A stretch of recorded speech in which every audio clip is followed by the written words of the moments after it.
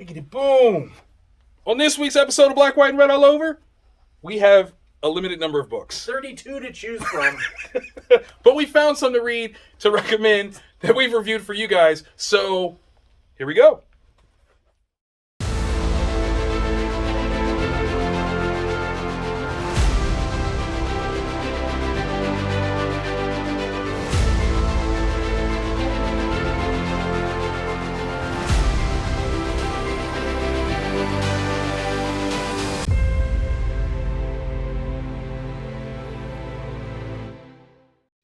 Hello and welcome to a brand new episode of Black, White, and Red All Over. I'm Victor Dandridge, the hardest working man in comics. Ryan Seymour, King of Comic Town here in Columbus, Ohio. Yes, and you wear that crown well, sir, so very well. Yeah, caused a bald spot. I wasn't going to say that. I wasn't going to say that at all. That's just mean, and I'm not mean. Not today, at least.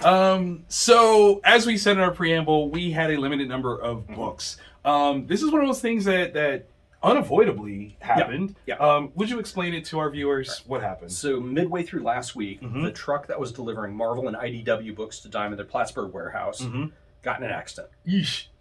Horrible, bad. Hopefully everybody involved is safe. Absolutely.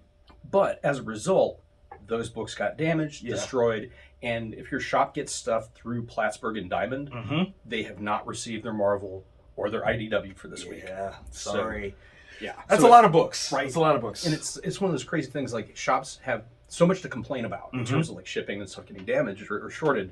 This is real. Yeah. Like this is not your shop making up like lies because you didn't. Right. No. It actually happened. Books are gone. Okay. Like we were just saying that without actively looking at a new print run, that's a lot of non-fulfillment happening. Yeah. So that's going to be tricky. Super duper tricky.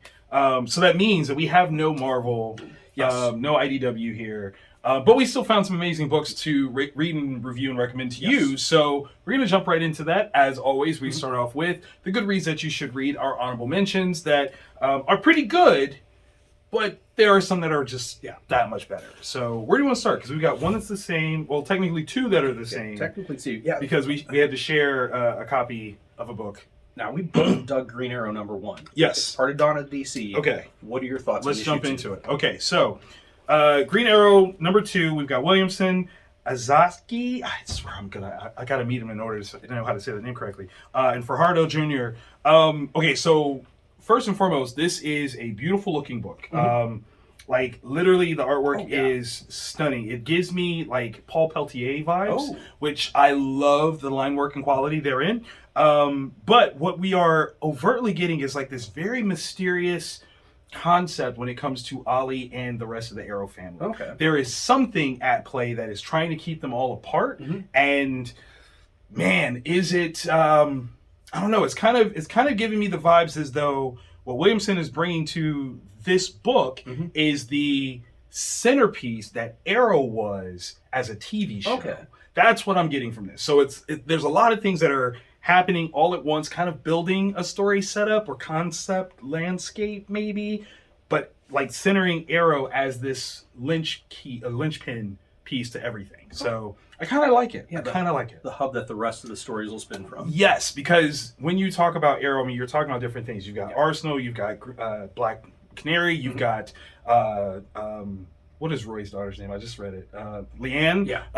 You've got Connor. You've got like all these different characters that could spin off in their own space and place, and Ollie's kind of in the midst of it. So yeah, I think it's kind of interesting. There's a thing that's said in here that I was like, that's genius, as to a tool that Ollie uses that was conveniently put together by Bruce and Barry. And yeah, it's a good one. It's very interesting. In terms of mythos adding, do more of that. I like it.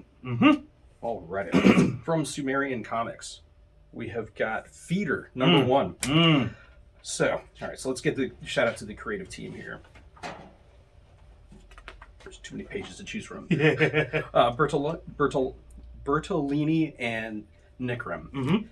If you took, we'll say, like an 80s action movie person, like Dolph Lundgren, Jean-Claude Van Damme, something like that, and you like someone that actually had physical skills to go along with their acting chops for those action movies, ends up down on his luck, loses all of his money, loses his family, but like he still is physically capable of doing the action stuff, the Okay, fighting, yeah. the beating people up. What if he got hired by organized crime Oh crap! to be a muscle, to be an enforcer? Oh, that's fun. Right. But so that's what's happening. It's like you've got that like Dolph Lundgren, Yeah. Jean-Claude Van Damme, Arnold Schwarzenegger type character, and they're now working for the mob. They're annoyed because people recognize them. Yeah, of course. It's fantastic, and it's not it's brutal. So like when he messes these people up, he messes these people up. So what you're saying is if if Fast X didn't get that third installment, that could be Vin Diesel, Right. in a couple of years. 100%. No disrespect, Vin. No disrespect. I'm just saying, like the concept. The concept. But imagine, like, you owe this like loan shark money, Right. And then Vin Diesel shows up, and he's like, "Yeah, you got to give me the money, man." And you're like, but Vin, I don't want it. 500. That's amazing. Oh my god, no, that's a good concept. It's awesome. I really enjoyed it. Okay. Did I see in comic news this week, Sumerian is partnering with other entities That's what it to looked create like. something called Massive? Is Mhm. that what? Okay. Yeah. Okay. Ooh. Yeah. Big fun stuff. Yes, which is you have to keep it separate from. Yes, we do, because that's going to be a thing. Okay, so to keep it separate, Yes. I'm going to put a little bit more distance in here. I took on Terrorwar #2. This one was fun, super fun. Okay, so we got Saladin Ahmed, Dave Acosta, Jay Lyston, Walter Pereira, and Sean Lee. Big shout out to Heather Antos for her editing skills, because she's amazing as well. Okay, it had been a minute since the first issue came out, so I was like, oh, did I miss this? What's going on? This is issue 2. So I was really happy to pick this right back up. In this place where your fears can manifest and become deadly things that can hurt and or kill you, sometimes those things aren't the worst. Really? Sometimes the worst things are people. Yeah. That's all I'm gonna say. That's my non-spoilery sort of review, because we see some dirt bags, man. Like, ooh, you're just like, come on. There's other things we should be fighting other than each other. But there's dirtbags. There's dirtbags. And when dirtbags get, I don't know, kind of what's coming to them, sometimes they appreciate it, sometimes they don't. That's what it is. So definitely pick that up. That was a great second issue. Really enjoyed it. Well, we both read both of these. Yeah, we did. Let's do this one. You want to do that one? Yeah. Okay. Not Sumerian. Supermassive, yes.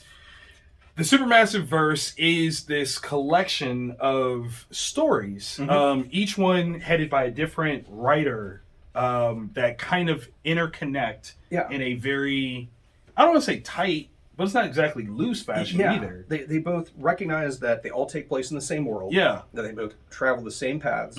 So yeah, I mean, there's that connectivity, but there's enough distance that they're allowed to breathe, Right. and not always be in crossover mode. Absolutely. So here are the titles that all make up the Massiverse. So we have Radiant Black, Rogue Sun, The Dead Lucky, Inferno Girl Red, No One, Radiant Red, Radiant Pink, and Cowl.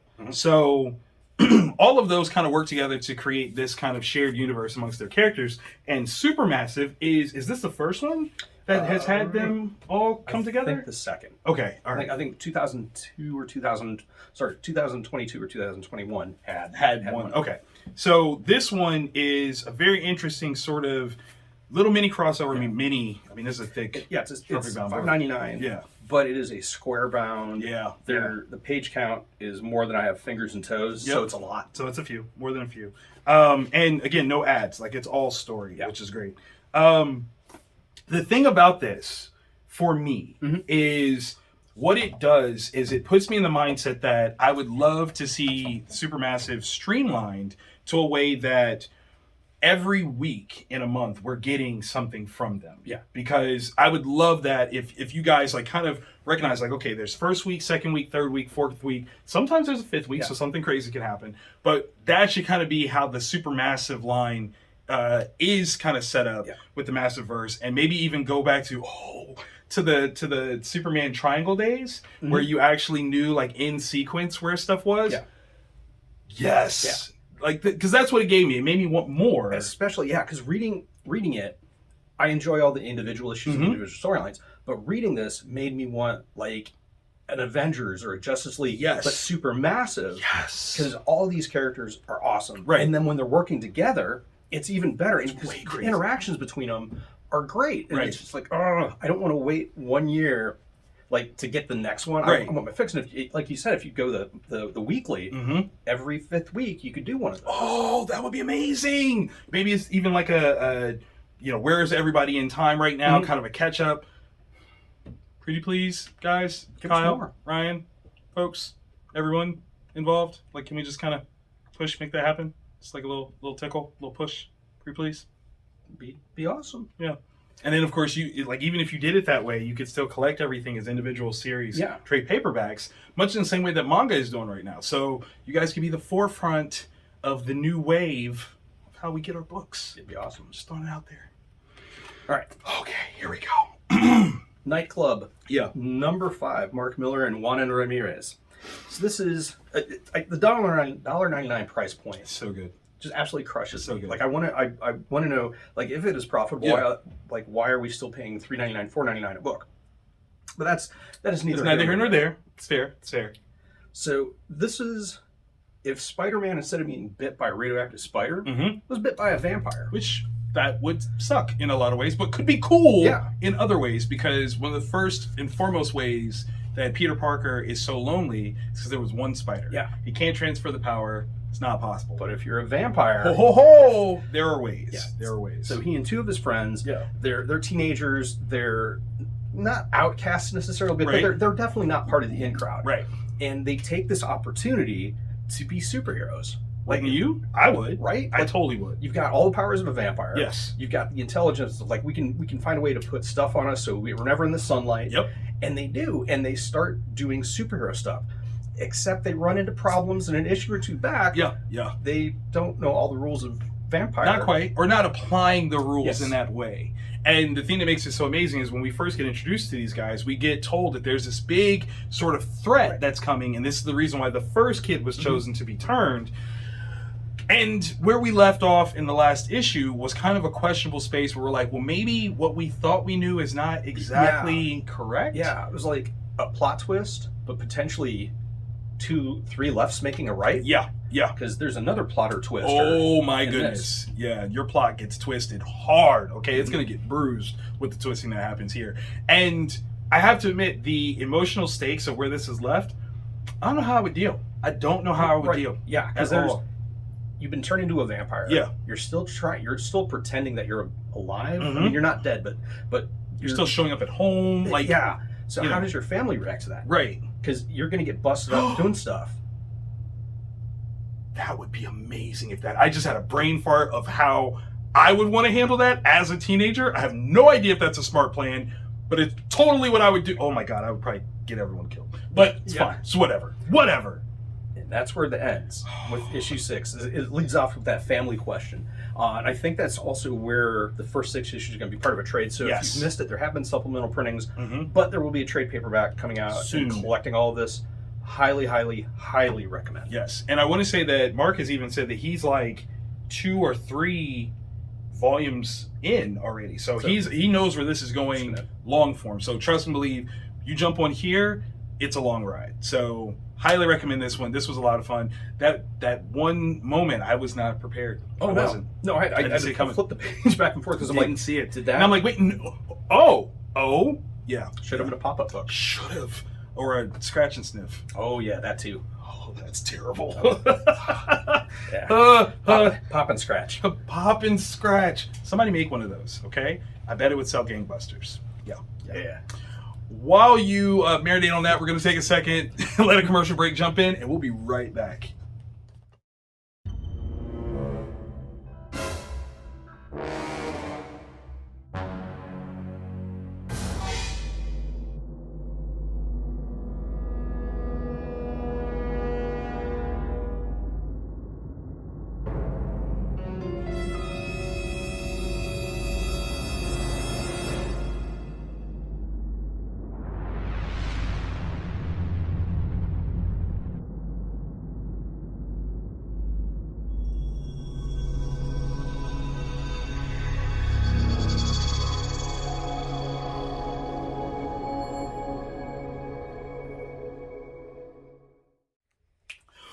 Welcome back. I'm still Victor Dandridge, the hardest working man in comics. Ryan Seymour still, probably. I'm not happy about it. The DNA testing is out. Yeah. We will get it back. It's a Rycore special. It's what takes so long. Okay. Okay. So we've got the must reads, the things that if you go to the comic shop, you shall not leave without these books, or else you'll rue the day. So don't rue. It's not good for you. Okay. So we've got two of the same. Yeah. Where do you want to start? Oh, that's tough. Can I start with that? Do it. All right. So this was a 4-issue miniseries wrapping up from AWA, Black Tape. All right. So we got Dan Panosian and Dalibor Chalajic. They are the top creators listed, the artist and the writer. So this takes place sometimes semi-recent, but a little bit further back in time. And like all the stuff you hear, like Led Zeppelin, Jimi Hendrix, they sold their souls. Of course they did, right? It's the only way they can be so good. Well, they did in this one. So this woman marries this rock star, right? And the rock star gives up drinking, drugs, like everything. Like he turns his life around to be with her, and then he passes. And there's this weird, like all of the people that used to hang around with the band, like all the ne'er-do-wells and whatnot, start coming back around. Ooh. And we find out in several issues ago that there's some kind of supernatural stuff going on, and they're trying to horn in on it. This is awesome because one of my complaints about a lot of horror is the good guys win. Okay. Like there's always the final girl that survives, right? That kind of thing. That doesn't happen in this. Oh. It is really darkness. It's kind of one where you're just like, oh shoot, yeah, no, really cool. It's only a 4-issue. If you miss the first couple issues, it's going to be in a trade paperback. Absolutely, totally. If you're a horror fan, jump on that. You need to jump on that. If you like a certain genre of music, there you go. That's good. I like that. Satan worshippers with nunchucks. Done. Yeah, no, I'm not making that up. You're not. Okay. Wow, that's Satan nunchucks? Devil chucks? I'll have to figure that out. I'll keep working on it. Satan chucks? I was trying to get there too. I was like, I don't know. There's got to be a name. But that's pretty dope. Okay, so what I took on was Dawn of DC Nightwing 104. And this one is Tom Taylor, Travis Moore, kind of finishing up the Rise of the Underworld storyline. And this is like right before Titans in terms of timeline. Yeah. And where things were, so Blockbuster, the ne'er-do-well criminal who recently died, had a daughter. And Neron, right, who is evil beyond evil, wants her soul, right? Like he had orchestrated some things and was supposed to get her soul, and the Titans are like, no, not giving you that. And so as part of his sort of temptation plan, last issue, he gave Nightwing superpowers, like borderline Superman level superpowers, for 2 hours. So there's this whole situation of things that are happening, and Nightwing gets to experience life from a perspective, a level that he's never done before, and we get to see Nightwing at his best. I mean, when you go see this guy, and he wants to do this with you, like, you're cool. Right. And so it's kind of a great sort of showcase. And I think it will really make people appreciate where Titans goes, because now you see that this is a Nightwing that is not just an amazing former Robin, great leader of the Titans, but he has been empowered in a way that he has an experience and a perspective that when invoked in saving the world, even better. Yeah. Even better. Yeah. Nightwing's the best of us. He is. He really is. I've said it for a long time. Yeah. And that's why I like, he's supposed to be the next Batman, but I like that he's not. Because he's not. He's not. He's not. He's so not that guy. And to a degree, he never would have been the Batman. He could be a Batman. Yeah. But he'd be a Batman who smiles. Not who laughs, because that's evil. Yeah. Batman who smiles. Yeah. That would be him. So, yeah. Okay, so our next books are the same. Yes. And Superman Action Comics 1055. Yeah, I think that's the where to start. Oh, absolutely. Absolutely. Philip Kennedy Johnson, Raphael Sandoval. This story took a turn for me where I was like, oh snap, the stakes just got real. Yeah. I don't like when I am falling not in love with, but compassion. I'm like, this bad guy, I'm not supposed to like him. Never had a chance. I'm not supposed to like him. I'm not supposed to feel no sympathy for the naughty guys. Yeah. And yet, Phil, good job. Yeah. So the way this has been set up so far, like we've been led to believe that Metallo is the big bad, and he's been the driving force in terms of, being upgraded in a way that he is now a brand new threat to the Superman mythos and family. And well, it's on the cover, okay? So no spoiler as to who was really pulling the strings here, but the mannerisms for how he's done it is messed up. Oh man, like this is well thought out. Yeah. Okay, this is very well thought out in terms of how Cyborg is back, doing the things that he's doing, and what I really, really love is the nuanced way that it pulls from Superman's history. Yeah. In terms of who shows up and things like that, but it's not dogmatic. Yeah. It's not like, oh, if you never read this, you don't know. Yeah. It's just enough. Yeah. Just enough. Because that was a smart way to find him. Right. Such a smart way. Yeah. You're like, hey, he knows. He'll be able to do it. Find it. Genius. Man. Absolutely genius. Yeah, that bothers me. Oh. Because, like, as far as a bad guy thing goes, that sucks. Yeah, especially after the buildup of, like, here's the backstory. Yes. Here's how we got to this point. And their seeming awareness. Like, they're like, hey, it's not me.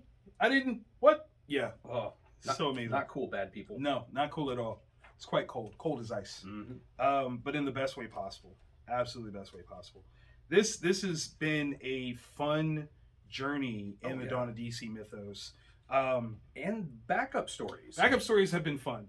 Not gonna lie, my favorite, of course, is The Home Again Part 5 with Dan Jurgens and Lee Weeks.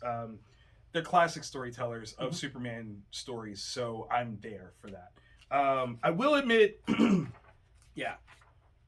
There's a character at the very, very end. Oh, yeah. That I'm like, I am intrigued. You have bought 5 minutes of my time. Definitely intrigued. The thing that I don't love, and I have to, be cognizant. Shout out to Dorado Quick for the opportunity to write and things like that. However, there is a voice that I feel is being brought to comics that might not be authentic to the character that is using it. Okay. Natasha, if I'm being specific, Natasha is speaking with a very colloquial now tone and vibe. And maybe the idea is like, well, okay, she is, somewhat of a teenager in this day and age. How would she respond and act? However, there is a cultural influence that has to be kind of interjected that says, okay, though she is black and she's young, she also grew up in a very different environment around her uncle and Superman and all these other things. So there's things that they are saying that are, it's relative language, but I don't know that it would fit her character. Yeah, based on everything. Right. Like the entirety of her upbringing and environment. So that's kind of like my thing where big shout out for, diversity in voices and things like that. But are we sacrificing authenticity of character for diversity? Because if Quick leaves, will anybody else keep that same voice for that character? And that becomes the issue. If you hire a black writer to write black characters, what happens when a non-black writer gets that character? See what I mean? Like, because now you've set a precedent, and if a white writer does that, we're gonna have some problems. So it's a nuanced conversation kind of thing, but it's kind of the thing that immediately I was like, ooh, what happens if? Yeah. Sorry, I don't mean to be Debbie Downer, but that's just at some point it's gonna get handed off. It's gonna. And if it does, will that be accepted? Will that be allowed? Will it be appreciated? I don't know. So comment below. Let me know what you think on that. Like, because that's actually really a really good question. I try. Listen, as a creator, I get it, right? Because like, there's things where I've made pop cultural references that are now dated. What happens when a tone of voice becomes dated per a particular cultural audience? If you try to keep that going, it looks bad. If anybody writes Luke Cage speaking jive right now, I mean, that's how he started, right? With blaxploitation. If you write him speaking jive, oh my god, you're in trouble. You are in trouble. So that's I'm just saying. Okay. So rounding out this week, another Mark Millar classic, Matteo Bufagni, The Ambassadors issue number 5. Every issue focuses on a different Yes. ambassador. And Yes. this particular ambassador is the ambassador from Australia. Yeah. And he at one point was vice prime minister. Yes. Had ascended to that level Mhm. of power. His son was also kind of in that sort of upper Political- echelons of political Yep. power. And they also had a very right-leaning, Super right leaning. super right-leaning stance, Mm-hmm. to the point that they actively were working against their best interests. Yes. Yes. Phrase it that way without spoiling Without anything. spoiling too much. And the thing that makes this one so great, I love the complexity of the ask. Because one of the things that I thought was very interesting is in the initial concept, I thought that to ask was almost an automatic no. Yeah. Right? Like, because if you're seeking power, that's. Can you be trusted? Yeah, like you can't. You cannot. But the context for this person seeking power, you almost go, well, we can't not. Yeah. Because the importance of what you could do now, This is your chance. this is the chance. Yeah. Like you could be a game changer for so much. And not just in terms of lifestyle, but also age demographic. Like there's so much that just kind of works. Yeah. Because if you were to, like you said, the demographics. Yeah. All right. Do we have any, like, just looking across the comics that are coming out now, do we have any heroes or villains that are in that age range?